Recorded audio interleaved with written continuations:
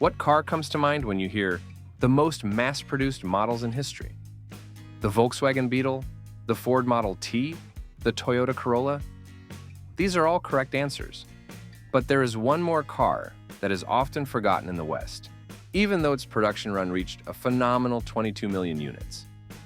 Today, we're going to talk about a car that managed to feel right at home in Italy, Spain, South Korea, India, and behind the Iron Curtain. We are breaking down the history of the Fiat 124. You will find out why its creator hated the final result of his work, how the communists were terrified of the sporty versions by Pininfarina, and how a basic, cheap sedan turned into one of the largest automotive empires in the world. It all started in Italy in September 1963. Fiat's chief designer Dante Giacosa, the creator of the iconic miniature Fiat 500, receives a task to design a new mid-size sedan to replace the outdated Fiat 1300. The company was going through financial difficulties, and management hoped the new model would pull Fiat out of the crisis. But there was a catch. Money was incredibly tight. So the leadership ordered Giacosa to build the new car on an old rear-wheel drive platform. They had to reuse the suspension and gearbox, just adding a new body. On top of that, the car had to be significantly cheaper to produce. Dante Giacosa was furious. He considered rear-wheel drive a technology of the past, and he admired the innovations of the British and French like the Mini. Giacosa pushed for front-wheel drive and a transverse engine layout, which provided much more cabin space. However, Fiat's conservative management refused to risk the money. The disappointed designer warned that the car would be obsolete before it even rolled off the assembly line and left the project. Oscar Montabone took over the development, and despite his predecessor's skepticism, the result turned out to be surprisingly successful. The new body was the epitome of rationality. Strict lines, nothing superfluous, maximum use of space. This boxy, ruler and square design made the cabin incredibly roomy.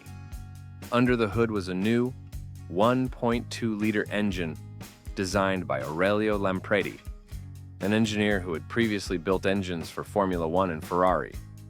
This engine had so much potential that its later modifications would go on to win World Rally Championships. Add to that a progressive suspension and disc brakes on all four wheels, a huge rarity for budget cars in the 60s, and you had a hit. In 1967, this boring-looking Italian sedan won the prestigious European Car of the Year award, beating out the highly innovative BMW 1600. The jury was won over by its reliability, handling, and price. Later, the lineup was joined by elegant coupes and convertibles from Pininfarina. But the real story of this car begins where capitalism ends.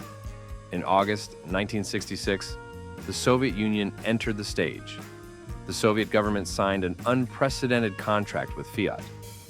The Soviet auto industry, unable to independently create a modern mass-market car, essentially bought the Italian dream. It wasn't just a sale of blueprints. The Italians built a giant factory in the city of Togliatti and transferred Western production technologies to the USSR. However, the European Fiat 124 was not ready for harsh Soviet realities, terrible roads, and Siberian frosts. For nearly 4 years, the car was tested and tortured on proving grounds. Over 800 changes were made to the design. The ground clearance was increased, the body and suspension were significantly reinforced, and the delicate rear disc brakes were replaced with archaic but mud-proof drum brakes. The engine was redesigned, adding the ability to start it manually with a hand crank if the battery died in the winter. The car received the R index for Russo, and in 1970 it entered the Soviet market as the VAZ-2101 or Zhiguli. For Western export markets, it was supplied under the famous Lada brand. There was only one thing the communists categorically rejected: the luxurious, sporty Fiat 124 Sport Spider convertibles had zero chance of entering the USSR. The ideology simply did not allow for such bourgeois excess for an ordinary worker. Open-top cars in the Soviet Union existed only for military parades. The irony lies in the cultural divide. While Europeans were racing souped-up Abarth versions of the Fiat 124 and winning rally stages, Soviet citizens waited in lines for decades just to buy their Lada and haul potatoes on the roof from their country houses. But it didn't stop with the Soviet Union. The Fiat 124 empire was taking over the world. In Spain, the car was produced as the Seat 124, and they certainly didn't shy away from powerful sports versions. In Turkey, the car became a national favorite as the Tofaş Murat 124. Locals nicknamed it Haçi Murat because pilgrims used these cars to travel to Mecca. In 1985, the license reached India, where it was produced as the Premier 118NE, featuring a Nissan engine. And the farthest outpost of the empire was South Korea, where a batch of Fiat Kaya 124s was assembled. In Italy, the original Fiat 124 was taken out of production back in 1974. But its Soviet descendant, the classic Lada, remained on the assembly line with minimal changes until 2012. Created as a temporary compromise due to a lack of funds and against the will of its own chief designer, this simple sedan didn't just do its job.